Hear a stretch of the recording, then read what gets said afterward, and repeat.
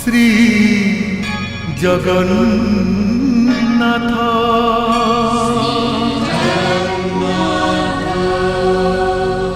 गोटाए विराट वृक्ष समुद्र रे भासी भासी आसी कूଳରେ ଲାଗିଛି। वृक्ष कुह नहीं राजन, कुह महावृक्ष। बाट भण तो मु सेई दिनठु हेई जाईची, जो दिनठु प्रभु नीलमाधव नीलाचल पर्वतर अंतर्ध्यान हेई जाइछंती।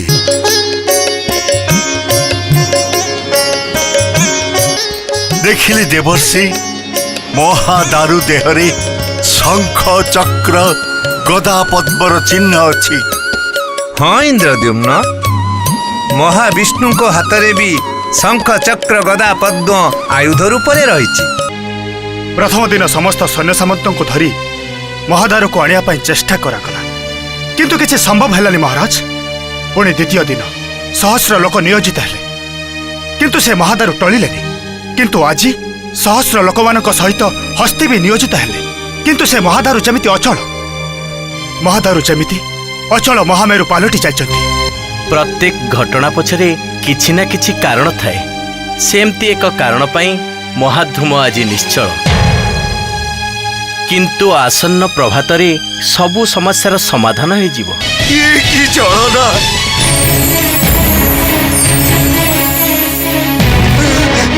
कालिया कालिया अरे कालिया कालिया कालिया बेसरे जी सबरा राज्य भितर घुरी बुलुथिला से स्वयं नीलमाधव बोली। कालिया नीलमाधव एही ठारु ही तो आरंभ हैला श्री जगन्नाथ तत्व। विश्वावसु शबर, विद्यापति ब्राह्मण, जड़े आर्य जड़े अनार्य, जड़े उच्च कूलर आउ जड़े नीच कूलर। यही कर्म द्वारा समग्र पृथ्वीवासी को संदेश दियाजिव। भगवान को निकटरे आर्य अनार्यर उच्च नीचर कौनसी भेदभाव नहीं। भक्तंकर कांधरे उठिले अचल महामेरु, जड़े आर्य जड़े अनार्य। एठू आरंभ हैला समन्वय तत्व। आचंडाल ब्राह्मण एकाकार हेबे जो संस्कृति निकटरे, से हेउछि जगन्नाथ संस्कृति। महोदधिरो यज्ञ विधि, महादारुंकर पवित्र और भव्य ही यात्रा। जो यात्रा रे वाद्यकार और भक्त मानक सह एकात्म होइछन्ति राजा इंद्रद्युम्न और रानी गुंडीचा। भक्त मानकर हरिबोल और शंख ध्वनि सह सगड़ी रे चलिछन्ति महादारु यज्ञवेदी निकटकू। ए अपूर्व देव दुर्लभ दृश्य को अभिभूत होई दर्शन करुछन्ति देवगण, नागगण, इंद्रादि 10 दिगपाल और मर्त्यमंडलर समस्त मुनि ऋषिगण। यात्रा महादारुंक पवित्र बनजाग यात्रा। वर्तमान विहित कार्यानुष्ठान कर राजन। विद्यापति आज्ञा महाराज। सुनो समस्ते, महादारु को उठेबार व्यवस्था करा जाऊ। आस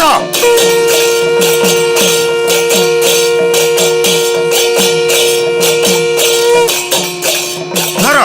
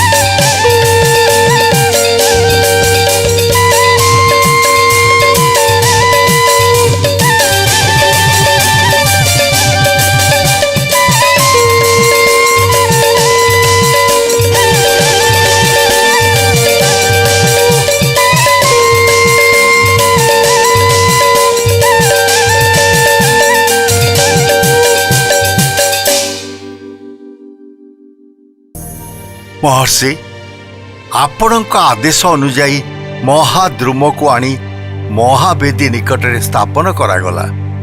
ପୁଣି ଆପଣଙ୍କ ଆଦେଶରେ ବିଭିନ୍ନ ଦେଶରୁ ବାଛି ବାଛି କାଠ କାରିଗରମାନଙ୍କୁ ଅଣାଗଲା। ପୁଣି ଆପଣ ଆଦେଶ ଦେଲେ ସେମାନେ ମୂର୍ତ୍ତି ଗଠନ କରିବେ। କିନ୍ତୁ ମୋ ମନରେ ଏକ ସଂଶୟ ଜନ୍ମିଛି ମହର୍ଷି। କି ପ୍ରକାର ସଂଶୟ? ସେମାନେ କୋଉ ପ୍ରକାର ମୂର୍ତ୍ତି ଗଠନ କରିବେ? ନାରାୟଣ ନାରାୟଣ କିଛି କହିଲେନି ଯେ? ନାରାୟଣ ନାରାୟଣ ନାରାୟଣ। ଯାହାଙ୍କର ଇଚ୍ଛା ଦେବତାମାନେ ମଧ୍ୟ କଳନା କରିପାରନ୍ତିନି। ଏମିତିକି ନାଭି କମଳରୁ ଜନ୍ମ ହେଇଥିବା ବ୍ରହ୍ମା ମଧ୍ୟ ଯାହାଙ୍କର କଳନା କରିପାରନ୍ତିନି, ତାଙ୍କର ପ୍ରତିମୂର୍ତ୍ତି କ'ଣ ହେବ ସେ କଥା କେବଳ ସେଇ ହିଁ ଜାଣନ୍ତି। କିନ୍ତୁ ଦେବର୍ଷି, କାରିଗର ମାନଙ୍କୁ ତ କିଛି ନିର୍ଦ୍ଦେଶ ଦେବାକୁ ପଡ଼ିବ। ନାରାୟଣ ନାରାୟଣ ନାରାୟଣ। ନିର୍ଦ୍ଦେଶ ଦେବାକୁ ତମେ କିଏ ରାଜନ?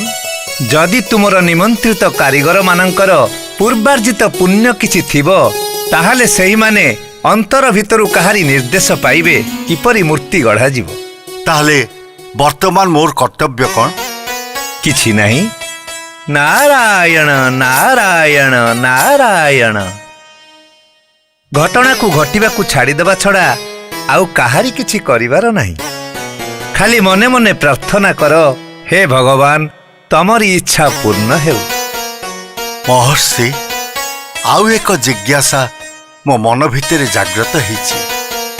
ଯେତେ ଅନୁଶୀଳନ କଲେ ବି ତାର କୌଣସି କାର୍ଯ୍ୟ କାରଣ ମୁଁ ଖୋଜି ପାଉନାହିଁ। ମନ ଭିତରେ ଏ ଜିଜ୍ଞାସା ରହିବା ସ୍ୱାଭାବିକ ରାଜନ, କାରଣ ଯୋଉ ସବୁ ଘଟଣା ଘଟି ଚାଲିଛି ତାହାର କୌଣସି ପଟାନ୍ତର ନାହିଁ। ତେଣୁ ମନ ଭିତରେ ଅନେକ ପ୍ରଶ୍ନ ଉଙ୍କି ମାରୁଥିବ। ତୁମର ଜିଜ୍ଞାସା କ'ଣ? ମହର୍ଷି, ଆର୍ଯ୍ୟାବର୍ତ୍ତ, ଦାକ୍ଷିଣାତ୍ୟ, ପୂର୍ବ ଏବଂ ପଶ୍ଚିମ ସବୁ ସ୍ଥାନରେ ସନାତନ ଆର୍ଯ୍ୟ ଧର୍ମାବଲମ୍ବୀ ଅଛନ୍ତି। ଶାସ୍ତ୍ରମାନଙ୍କରେ ଲିଖିତ ଅଛି, ଏ ଭାରତ ଭୂମି ଦେବଭୂମି। ତେଣୁ ଭାରତବର୍ଷରେ କେତେ ମନ୍ଦିର, କେତେ ଦେବାଳୟ ଅଛି। ସବୁ ଦେବାଳୟରେ କେତେ ଦେବଦେବୀ ପୂଜା ପାଉଛନ୍ତି। ସବୁ ମନ୍ଦିରରେ ଦେବଦେବୀମାନେ ପ୍ରସ୍ତର ନହେଲେ ବିଭିନ୍ନ ଧାତୁରେ ନିର୍ମିତ। କିନ୍ତୁ ଏଠି ଦାରୁରେ କାହିଁକି ମୂର୍ତ୍ତି ଗଠନ କରାଯିବ ପ୍ରଭୁ? ନାରାୟଣ ନାରାୟଣ। ମୁଁ ତମକୁ କହିଥିଲି ନା ରାଜନ, ଏଠି ଯୋଉ ଦେବାଳୟ ପ୍ରତିଷ୍ଠା ହେବ ଏବଂ ଦେବାଳୟରେ ଯୋଉ ଦେବତା ପ୍ରତିଷ୍ଠିତ ହେବେ ସେ ହେବେ ସବୁଠାରୁ ଭିନ୍ନ। ମୁଁ ତମକୁ ଆହୁରି କହିଥିଲି ନା, ଏକ ନୂତନ ତତ୍ତ୍ୱ ପ୍ରଚାରିତ ହେବ, ଯୋଉ ତତ୍ତ୍ୱ ସନାତନ ଧର୍ମର ସମସ୍ତ ତଥ୍ୟଠାରୁ ଭିନ୍ନ ହେବ, ଅଥଚ ସନାତନ ଧର୍ମର ବିରୁଦ୍ଧାଚରଣ କରିବ ନାହିଁ। ତମେ ଜାଣ ନାହିଁ ରାଜନ, ଏହି ଦାରୁ ଦେବତାଙ୍କ ବିଷୟରେ ଋଗ୍ବେଦ ଏବଂ ଅଥର୍ବ ବେଦରେ ଉଲ୍ଲିଖିତ ଅଛି। ଆଦୌ ଯଦ୍ଦାରୁ ପ୍ଲବତେ ସିନ୍ଧୋ ପାରେ ଅପୁରୁଷମ୍ ତଦା ଲଭସ୍ୱ ଦୁର୍ହାଣୋ ତେନ ଗଚ୍ଛ ପରଂସ୍ଥଳମ୍।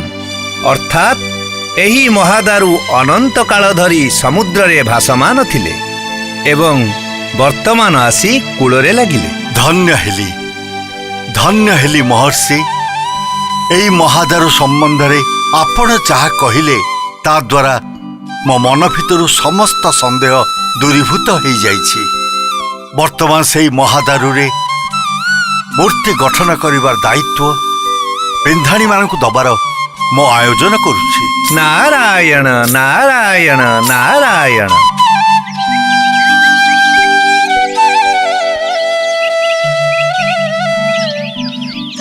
ଏମିତିଆ ଗଛ ଆଗରୁ କିଏ କୋଉଠି ଦେଖିଛ? ନା, ଏମିତି ତ ଶାଳ, ପିଆଶାଳ, କୁରୁମ, ଅସନ ଏମିତି କେତେ ଗଛ କାଟି ମୁଁ କାମ କରିଛି, ହେଲେ ଏମିତିକା ଗଛଟା ତ ମୁଁ କେବେ ଦେଖିନି। ମୁଁ ବି ଦେଖିନି। 15 ବର୍ଷ ବୟସରୁ ମୁଁ ଏଇ ବିନ୍ଧାଣୀ କାମ କରି ଆସୁଛି। ଏବେ 2 କୋଡ଼ି 5 ହେଲାଣି, ହେଲେ ଏମିତିଆ ଗଛ ମୁଁ ଦେଖିନି। ମହାରାଜାଙ୍କ ଲୋକମାନେ ୟାକୁ ମହାଦାରୁ ବୋଲି କହୁଛନ୍ତି। ହଁ, ହେଲେ ହେଇଥିବ ଅବା। ଏ ବୃକ୍ଷର ସେମିତି କିଛି ଗୁଣ ଥାଇପାରେ ଜଣା ଯାଉଛି ଭାରି ଆଣ୍ଟ କାଠ ଗଢିଲା ବେଳକୁ ଭାରି ପରିଶ୍ରମ ହବ। ଆରେ ଛାଡ଼ ମ, ଏମିତି କେତେ କେତେ ଆଣ୍ଟ କାଣ୍ଟ ଚିରି ମୁଁ ଦିଫାଳ କରିଦେଇଛି, ଇଏ କଣ ଆମଠୁ ବଳେଇଯିବ? ହେଇ ମହାରାଜ ଆସିଲେଣି, ସାବଧାନ।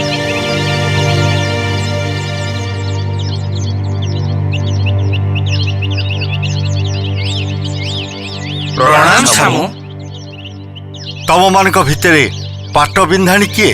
ମହାରାଜ, ଆମେ ସମସ୍ତେ ବିଭିନ୍ନ ଜାଗାରୁ ଏଠିକି ଆସିଛୁ। ଏଠି ପହଞ୍ଚିଲା ପରେ ସମସ୍ତେ ଆମ ଭିତରେ ଚିହ୍ନା ପରିଚୟ ହେଲୁ, କିନ୍ତୁ ପାଟ ବିନ୍ଧାଣୀ ବୋଲି ନିର୍ଦ୍ଦିଷ୍ଟ କେହି ନାହାନ୍ତି। ଇଏ ହେଉଛନ୍ତି ଆମ ସମସ୍ତଙ୍କଠାରୁ ବଡ଼, ତେଣୁ ଆମେ ସମସ୍ତେ ଏଇ କାମରେ ତାଙ୍କୁ ପାଟ ବିନ୍ଧାଣୀ ବୋଲି ମାନିବୁ। ସମସ୍ତେ ତାଙ୍କ କଥା ମାନିବେ ତ? ହଁ ମହାରାଜ। ତୁମ ନାଁ କଣ? ରତ୍ନାକର ମହାରଣା। ମୋ ଗ୍ରାମ ଏଇ ଅଳ୍ପ କିଛି ଦୂରରେ। ସମସ୍ତେ ଯେତେବେଳେ କହୁଛନ୍ତି ମୁଁ ତୁମକୁ ପାଟ ବିନ୍ଧାଣୀ ହିସାବରେ ନିଯୁକ୍ତି ଦେଲି, କାହାରି କିଛି ଯଦି ଅସୁବିଧା ହୁଏ ସମସ୍ତେ ପାଟ ବିନ୍ଧାଣୀକୁ କହିବେ। ଇଏ ହେଉଛନ୍ତି ବିଦ୍ୟାପତି, ମୋର ଜଣେ ପ୍ରଧାନ କର୍ମଚାରୀ। ସିଏ ତମମାନଙ୍କ ସମସ୍ତ ସୁବିଧା ଅସୁବିଧା ବୁଝିବେ।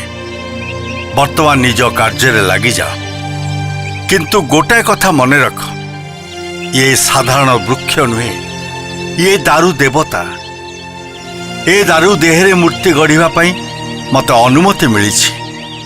ଏଥିରୁ ମୂର୍ତ୍ତି ଗଢ଼ିଲା ବେଳେ ଏକାଗ୍ରତା ଆଉ ଭକ୍ତିଭାବ ନ ରହିଲେ ଏ ମହାଦାରୁ ପ୍ରସନ୍ନ ହେବେ ନାହିଁ। ଆପଣଙ୍କର ଆଜ୍ଞା ଆମେ ସମସ୍ତେ ପାଳନ କରିବୁ ମଣିମା। କାଠ ଦେହରେ ମୁଁ ଅନେକ କାରିଗରୀ କରିଛି। କାଠ ଦେହରେ ଅନେକ ନର୍ତ୍ତକୀ, ଅପ୍ସରୀ, ଘୋଡ଼ା, ହାତୀ ଇତ୍ୟାଦି ଖୋଦେଇ କରିଛି, କିନ୍ତୁ ଆଜି ପର୍ଯ୍ୟନ୍ତ କେହି ମୋତେ ପୂଜା ପାଇଁ କାଠ ଦେହରୁ ମୂର୍ତ୍ତି ଗଢ଼ିବା ପାଇଁ କହିନାହାନ୍ତି। ସେଇଠି ହିଁ ତ ବୈଶିଷ୍ଟ୍ୟ ମହାରଣା। ଆଜି ପର୍ଯ୍ୟନ୍ତ ତମେ କ'ଣ କେବେ ଶୁଣିଥିଲ ସମୁଦ୍ର ଲହରୀରେ ବୃକ୍ଷ ଭାସି ଆସିବା? ନା ଛାମୁ। ଆଜି ପର୍ଯ୍ୟନ୍ତ ତମେ ଏମିତି ବୃକ୍ଷ କେବେ ଦେଖିଥିଲ? ନା ନା ଛାମୁ।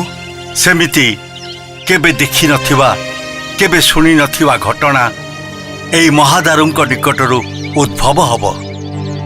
ଏଥିରୁ ମୂର୍ତ୍ତି ଗଢ଼ିବା ପାଇଁ ତମକୁ କେତେ ଦିନ ଲାଗିବ? ପ୍ରଥମେ ଏଇ ଦାରୁ ଦେହରୁ ବକଳ ବାହାର କରିବାକୁ ପଡ଼ିବ, ତାପରେ ପଳକ କାଠ ସବୁ ଛେଲି ଛଡ଼େଇବାକୁ ପଡ଼ିବ। ବୃକ୍ଷ ମଞ୍ଜରୁ ମୂର୍ତ୍ତି ତିଆରି ହେବ ମଣିମା। ଆମେ ଏଠି ଯେତେ ଜଣ ବିନ୍ଧାଣୀ ଅଛୁ, ଖୁବ୍ ବେଶୀରେ 8ରୁ 15 ଦିନ ସମୟ ଲାଗିବ। କିନ୍ତୁ କଥା ହେଉଛି ଆମେ କିପରି ମୂର୍ତ୍ତି ଗଢ଼ିବୁ ମଣିମା? କିପରି ମୂର୍ତ୍ତି ମାନେ? ମାନେ କୋଉ ଦେବତାଙ୍କ ମୂର୍ତ୍ତି? ବିଷ୍ଣୁଙ୍କ ମୂର୍ତ୍ତି। କ୍ଷମା କରିବେ ମହାରାଜ, ବିଷ୍ଣୁଙ୍କର ତ କେତେ ରୂପ ଅଛି, କେତେ ଅବତାର ଅଛି। କେଉଁପରି ମୂର୍ତ୍ତି ଛାମୁ ଚାହାନ୍ତି? ସାଧାରଣ କଳ୍ପନାରେ ବିଷ୍ଣୁଙ୍କ ଯେଉଁ ମୂର୍ତ୍ତି ପ୍ରକଟ ହୁଏ, ଅର୍ଥାତ୍ ଶଙ୍ଖ, ଚକ୍ର, ଗଦା, ପଦ୍ମ ଧରି ରତ୍ନ ସିଂହାସନରେ ବସିଛନ୍ତି ବିଷ୍ଣୁ, ବାମ ଭାଗରେ ଲକ୍ଷ୍ମୀ ଅନନ୍ତ ନାଗ ଫଣା ତୋଳି ଧରିଛନ୍ତି, ଏହିପରି ଏକ ରମଣୀୟ ମୂର୍ତ୍ତି ତମମାନେ ଗଢ଼ିଦେବ। ଆପଣଙ୍କ ଆଦେଶ ପାଳିତ ହେବ ଛାମୁ।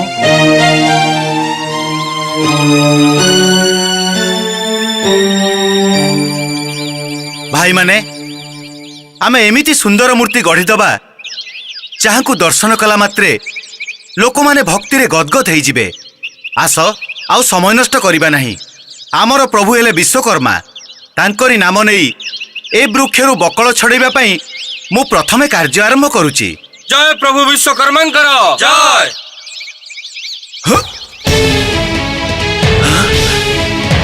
କଣ ହେଲା? ଏଇ ବାରିଶିରେ ମୁଁ କେତେ ଆଣ୍ଟ କାଠ କାଟିଛି, ହେଲେ ଆଜି ଏ ବାରିଶି ମୋ ହାତରୁ ଛିଟିକି ଗଲା। ଇଏ କି ଅଶୁଭ ଲକ୍ଷଣ। ପୁଣି ବାଧା, ପୁଣି ସଙ୍କଟ, ପୁଣି ଏକ ପ୍ରତିବନ୍ଧକ। 7 ଦିନ ଧରି ବିନ୍ଧାଣୀମାନଙ୍କର ସମସ୍ତ ପ୍ରଚେଷ୍ଟା ବିଫଳ ହେଲା। ମହାଦାରୁଙ୍କୁ କାଟିବା ତ ଦୂରର କଥା, ତାର ବକଳା ମଧ୍ୟ କାଢ଼ି ପାରୁନାହାନ୍ତି ବିନ୍ଧାଣୀମାନେ। ଚାରିଆଡ଼େ ହତାଶାର ଛାୟା। ରାଜା, ପାତ୍ରମନ୍ତ୍ରୀ, ଏପରିକି ବିନ୍ଧାଣୀମାନେ ମଧ୍ୟ ସ୍ତବ୍ଧ। କ'ଣ ହେଲା ଇଏ? କାହିଁକି ହେଲା? ପୁଣି କ'ଣ ଇଏ ଆଉ ଏକ ପରୀକ୍ଷା? ପୁଣି କ'ଣ ଭକ୍ତିର ଗଭୀରତା ଜାଣିବା ପାଇଁ ଆଉ ଏକ ବିଡ଼ମ୍ବନା? କିଏ ଦବ ତାର ଉତ୍ତର? ରାଜା ଇନ୍ଦ୍ରଦ୍ୟୁମ୍ନ ନା ବିନ୍ଧାଣୀମାନେ? ମୋ ଜୀବନରେ ଏମିତି ଘଟଣା କେବେ ଘଟେନି। ବାରିଶି ବଟାଳି ନିହଣ ମୁଗୁର କିଛି ବି କାମ କରୁନି। ମୋ ମୁଗୁର ପଥର ଦେହରେ ପିଟି ଦେଲେ ପଥର ଖଣ୍ଡ ଖଣ୍ଡ ହେଇଯାଏ। ହେଲେ ମୋ ମୁଗୁର ଫାଟି ଦିଫାଳ ହେଇଗଲା ସିନା, କିନ୍ତୁ କାଠ କିଛି ଶୁଣିଲାନି। ମୁଗୁର କଥା କଣ କହୁଛନ୍ତି? ନିହାଣ ବଟାଳି କରତ ସବୁର ତ ମୁନ ବଙ୍କା ହେଇଗଲାଣି।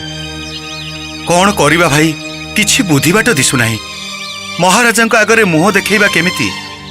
ଶୁଣିଲେ କିଏ ବା ବିଶ୍ୱାସ କରିବ ଏମିତି ଘଟଣା ଘଟୁଛି ବୋଲି? କଣ ହେଇଛି?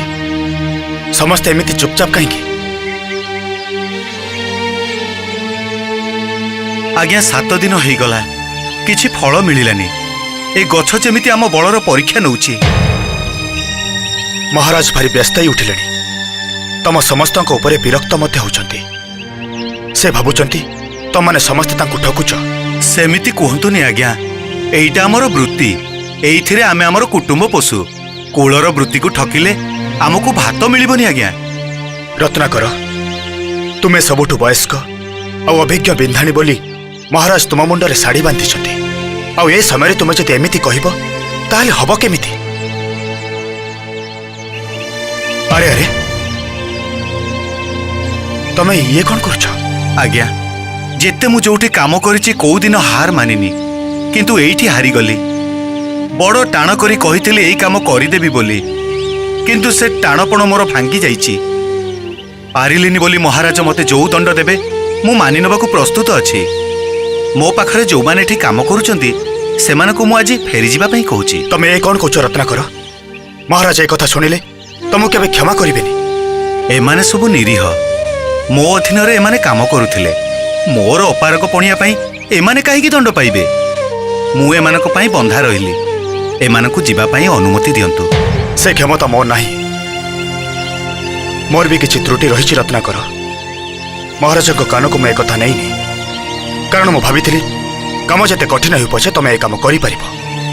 କିନ୍ତୁ ତୁମ ମୁହଁରୁ ହତାଶାର ବାଣୀ ଶୁଣି ମୁଁ ନିଜକୁ ଦୋଷୀ ମନେ କରୁଛି।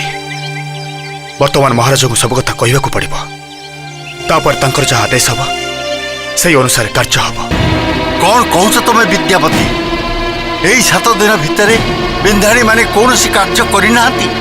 ମହାଦାରୁ ଯୋଉ ଅବସ୍ଥାରେ ଆସିଥିଲେ ଠିକ୍ ସେଇ ଅବସ୍ଥାରେ ପଡ଼ି ରହିଛନ୍ତି। ଏ କଥା ଆଜି ପର୍ଯ୍ୟନ୍ତ ତମେ କହିନ କାହିଁକି?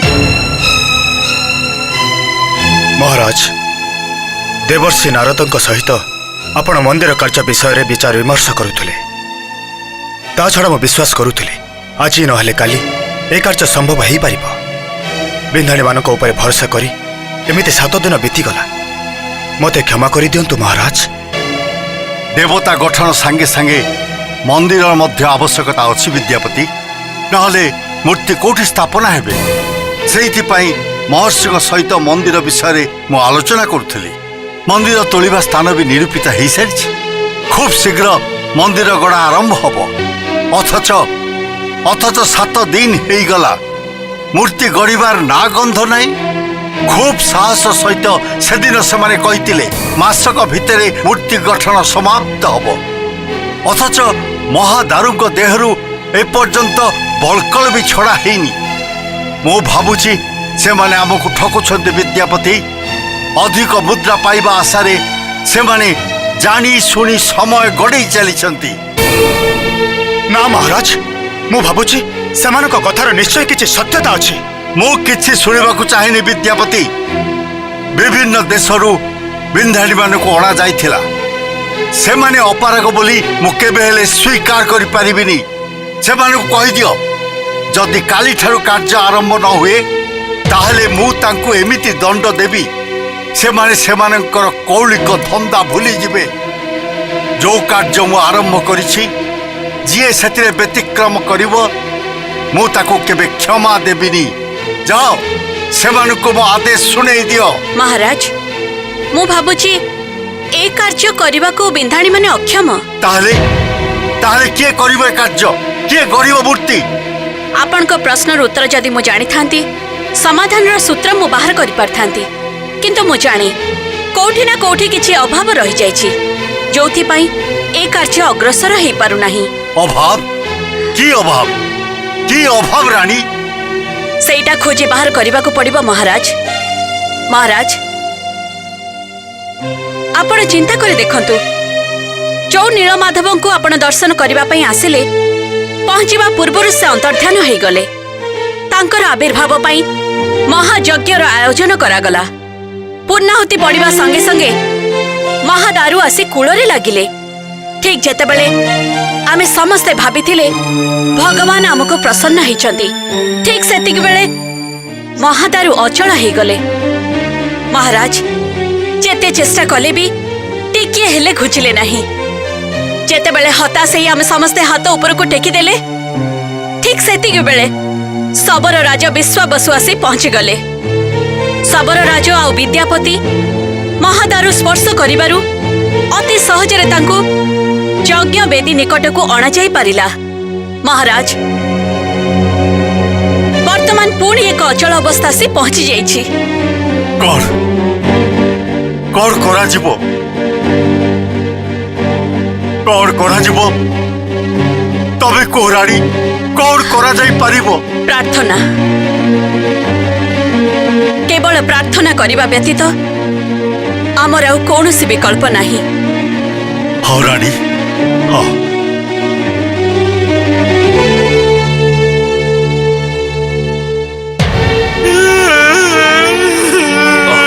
ଚୁপ ଚୁପ କର।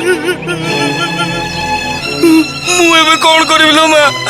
ଘରୁ ବାହାରିଲା ବେଳକୁ ମା ମତେ ମନା କରୁଥିଲା, କହୁଥିଲା ଯା ନା ରେ ପୁଅ, ଅଛି ନା ଅଜଣା ଜାଗା, ରାଜାଘର କଥା, ପାନରୁ ଚୂନ ଖସିଗଲେ ଶୁଳି ନହେଲେ ମୁଣ୍ଡ କାଟ। ମା ତ ମନା କରୁଥିଲା, ଆସୁଥିଲୁ କାହିଁକି?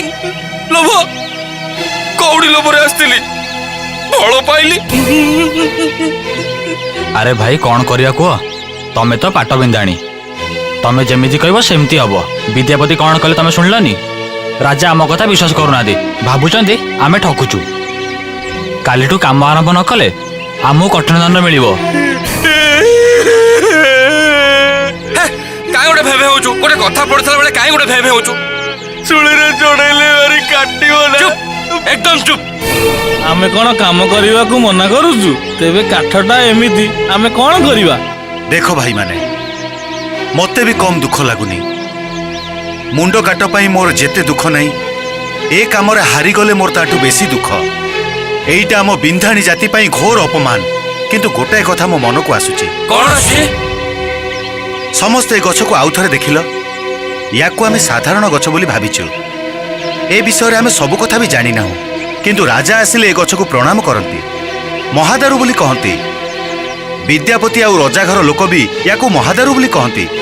କାହିଁକି ଏ କଥା କହନ୍ତି? ଗଛ ତ ଗଛ, କିନ୍ତୁ ମହାଦାରୁ କଣ? ଆସ, ଆଜିଠୁ ଆମେ ସମସ୍ତେ ୟାକୁ ମହାଦାରୁ ବୋଲି ପ୍ରଣାମ କରିବା, ଆଉ ପ୍ରାର୍ଥନା କରି କହିବା, ହେ ମହାଦାରୁ, ଆମ ପ୍ରତି ପ୍ରସନ୍ନ ହୁଅ, ଏ ବିନ୍ଧାଣୀ ଜାତିର ମାନ ରଖ। କୁହ, ମହାଦାରୁଙ୍କର ଜୟ।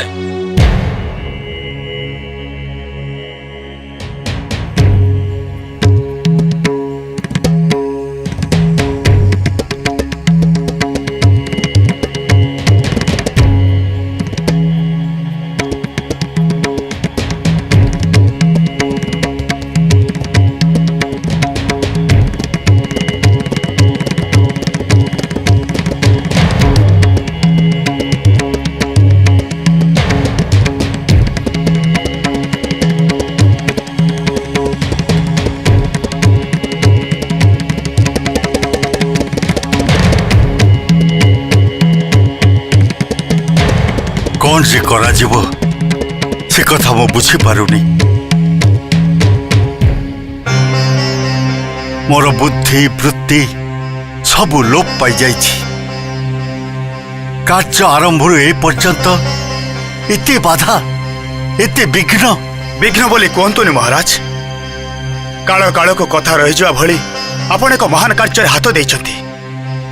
କୁହାଯାଏ ଦେବତାଙ୍କ କାର୍ଯ୍ୟରେ ବିଘ୍ନ ନୁହେଁ, କିଛି ବାଧା ଆସେ, ଯେଉଁ ବାଧା ଦ୍ୱାରା ଭଗବାନ ଭକ୍ତର ଧୈର୍ଯ୍ୟ ପରୀକ୍ଷା କରନ୍ତି। ଆଉ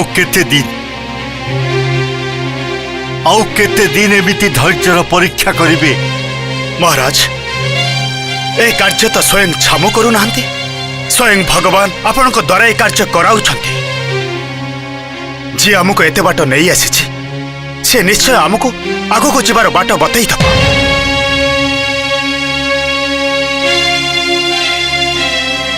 ମନ୍ଦିରର କାର୍ଯ୍ୟ କେତେ ଦୂର ଆଗେଇଲା ସୃଷ୍ଟିଧର? ପଥର ବୋହିବା କାର୍ଯ୍ୟ ଆରମ୍ଭ ହୋଇଯାଇଛି ମହାରାଜ। ଆଉ ଅଳ୍ପ ଦିନ ମଧ୍ୟରେ ମନ୍ଦିର ପତନ କାର୍ଯ୍ୟ ମଧ୍ୟ ଆରମ୍ଭ ହୋଇଯିବ। ମୂର୍ତ୍ତି ଗଠନ ହେବା ସଙ୍ଗେ ସଙ୍ଗେ ମନ୍ଦିର ନିର୍ମାଣ କାର୍ଯ୍ୟ ମଧ୍ୟ ସମ୍ପୂର୍ଣ୍ଣ ହୋଇଯିବ। ତମେ ତ ନିଜ ଆଖିରେ ସବୁ ବ୍ୟବସ୍ଥା ଦେଖୁଛ ସୃଷ୍ଟିଧର। ମୂର୍ତ୍ତି ଗଠନ କାର୍ଯ୍ୟ ଏପର୍ଯ୍ୟନ୍ତ ଆରମ୍ଭ ହେଇନି। କେବେ ଆରମ୍ଭ ହବ, କେବେ ଶେଷ ହବ, ତାର ମଧ୍ୟ କୌଣସି ସ୍ଥିରତା ନାହିଁ। ମହାରାଜାଙ୍କର ଜୟ ହେଉ। କି ସମ୍ବାଦ ରଖି? ମହାରାଜ, ଜଣେ ବୃଦ୍ଧ ଲୋକ ଆପଣଙ୍କୁ ଦେଖା କରିବାକୁ ଅନୁମତି ପ୍ରାର୍ଥନା କରୁଛି। ବୃଦ୍ଧ ଲୋକ? ବିଚିତ୍ର ବୃଦ୍ଧ ଲୋକ। କେତେ ଯେ ବୟସ ହବ ତାର କଳ୍ପନା କରିହବନି। ମୁଣ୍ଡ ତାଙ୍କର ତଳକୁ ନଇଁ ପଡିଛି। ଚାଲିବା ତାଙ୍କ ପକ୍ଷରେ ବହୁତ କଷ୍ଟକର। ଅତି ମଳିନ ଜୀର୍ଣ୍ଣ ପରିଧାନ ତାଙ୍କ ଦେହରେ। ସ୍ପଷ୍ଟ ଭାବରେ କଥା କହିପାରୁନାହାନ୍ତି। କାନ୍ଧରେ ଅଛି ଗୋଟେ ଝୁଲାମୁଣି। ସେଥିରେ କାଠ କାରିଗରମାନଙ୍କ ବ୍ୟବହାର କରୁଥିବା ସବୁ ହାତ ହତିଆର ବି ଅଛି। ଏଭଳି ବୃଦ୍ଧ ଲୋକର ମୋ ପାଖରେ କି କାମ? ବରଂ ତମେ ତାକୁ କିଛି ଅର୍ଥ ଦେଇ ଏଠୁ ବିଦା କରିଦିଅ। କହିବ ମୁଁ ବର୍ତ୍ତମାନ ପାତ୍ର ମନ୍ତ୍ରୀଙ୍କ ସହିତ ମନ୍ତ୍ରଣା କରୁଛି। କଥା କହିବାକୁ ମୋର ସମୟ ନାହିଁ। ସେ କଥା ମୁଁ କହିଥିଲି ମହାରାଜ। କିଛି ଅର୍ଥ ଦେଇ ଦ୍ୱାର ପାଖରୁ ବିଦା କରିଦେବାକୁ ଚାହିଁଥିଲି, କିନ୍ତୁ ବୃଦ୍ଧ ମନା କଲା।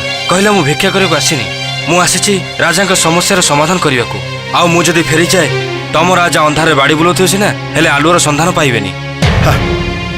ସେ କ'ଣ ମୋର ସମସ୍ୟାର ସମାଧାନ କରିବେ? ଧୃଷ୍ଟତା ମାର୍ଜନା କରିବେ ମହାରାଜ। ମୁଁ ଭାବୁଛି ଏ ବୃଦ୍ଧର କଥାରେ ନିଶ୍ଚୟ କିଛି ବିଶେଷତ୍ୱ ଅଛି।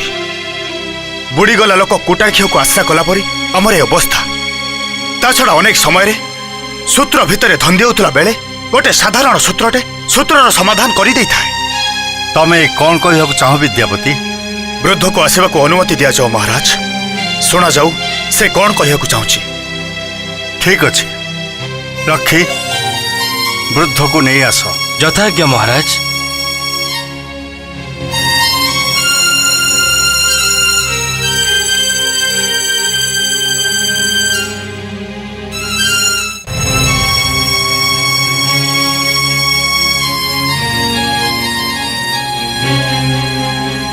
ବୁଢା ପୁଅ, ଓ ବୁଢା ପୁଅ,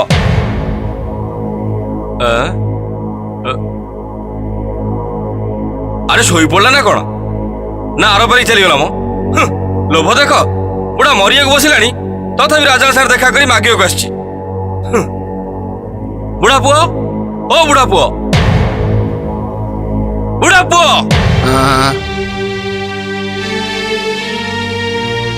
ମତେ ଡାକୁଛ? ହଁ, ତମକୁ।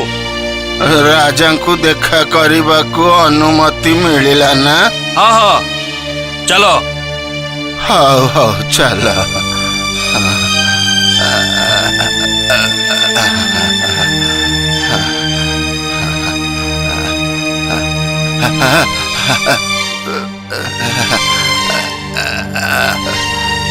ମୋ ଥଳିଟା ଟିକେ ମୋ କାନ୍ଧକୁ ଦିଅ।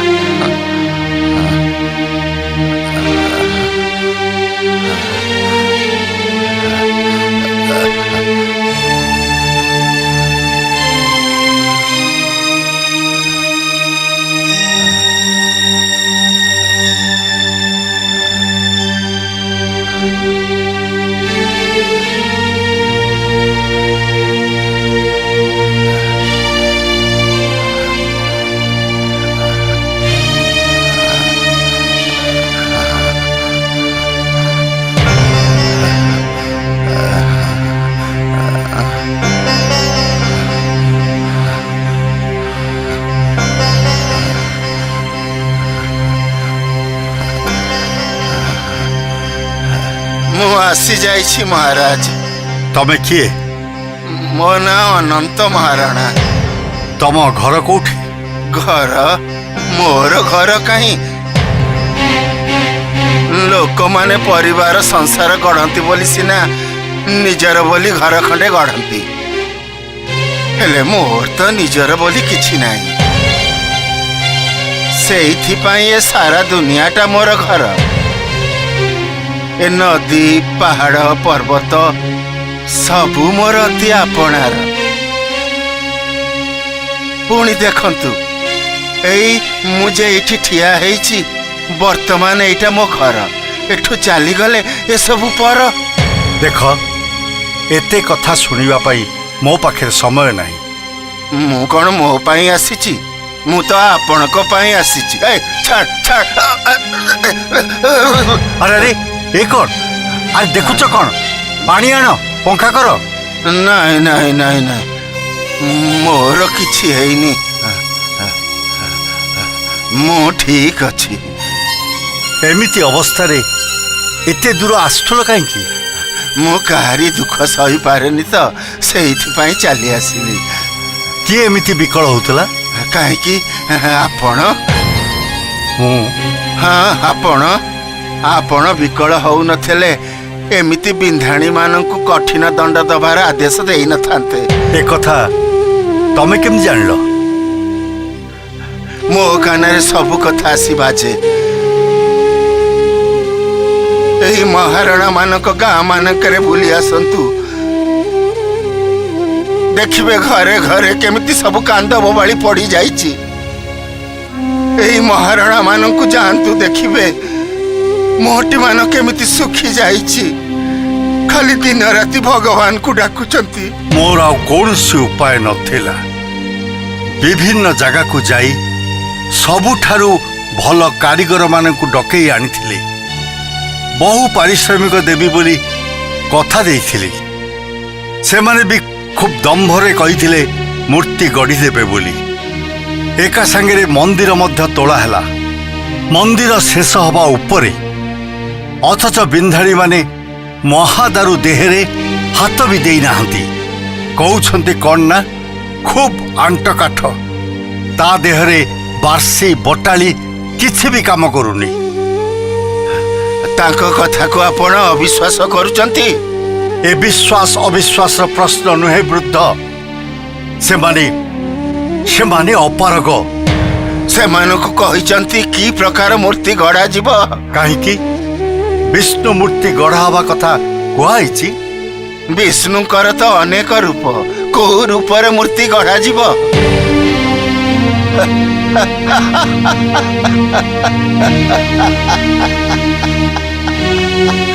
ୟାର ଅର୍ଥ ହେଲା ଆପଣ ନିଜେ ବି ନିଶ୍ଚିତ ନୁହନ୍ତି, ଅଥଚ ଦୋଷ ଦଉଛନ୍ତି ବିନ୍ଧାଣୀ ମାନଙ୍କୁ। ଦେଖନ୍ତୁ ମହାରାଜ, ଉତ୍କୃଷ୍ଟ କଳାର ଦେଶ ବୋଲି ଏ ଦେଶର ନାଁ ଉତ୍କଳ। କାଠ ପଥରରେ ମହାରଣା ମାନଙ୍କର କାମ ସାରା ଜମ୍ବୁଦ୍ୱୀପ ଭାରତ ବର୍ଷରେ ପ୍ରଚାରିତ। ତା ଛଡ଼ା ଇଏ ଦେବଭୂମି, ଏଠି ଦେବତା ମାନେ ସବୁବେଳେ ବିଚରଣ କରନ୍ତି। ମୁଁ କୌଣସି ଯୁକ୍ତି ତର୍କ କରିବାକୁ ଚାହେଁନି। କାର୍ଯ୍ୟରେ ମୋର ପ୍ରୟୋଜନ।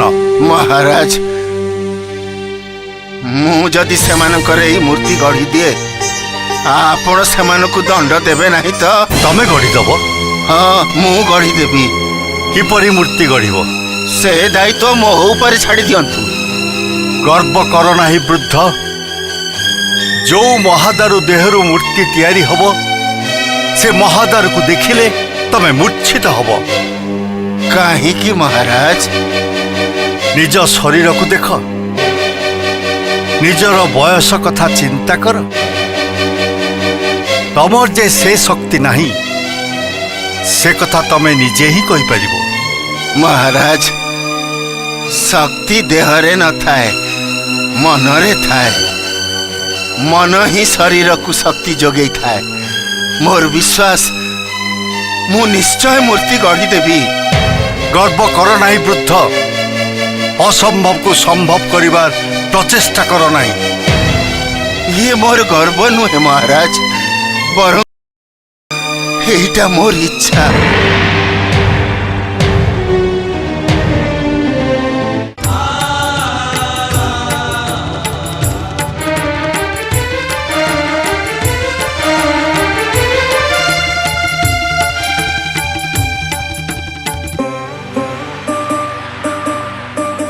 জগতর নাথ জগন্নাথ, বিন্দু ঠারু সিন্ধু তুমে সর্বব্যাপ্ত। আপনা ইচ্ছারে অধা গঢ়া হই বসি অছাহে নীলাদ্রি গোসাই। ভবরে প্রকট অভাবে গুপত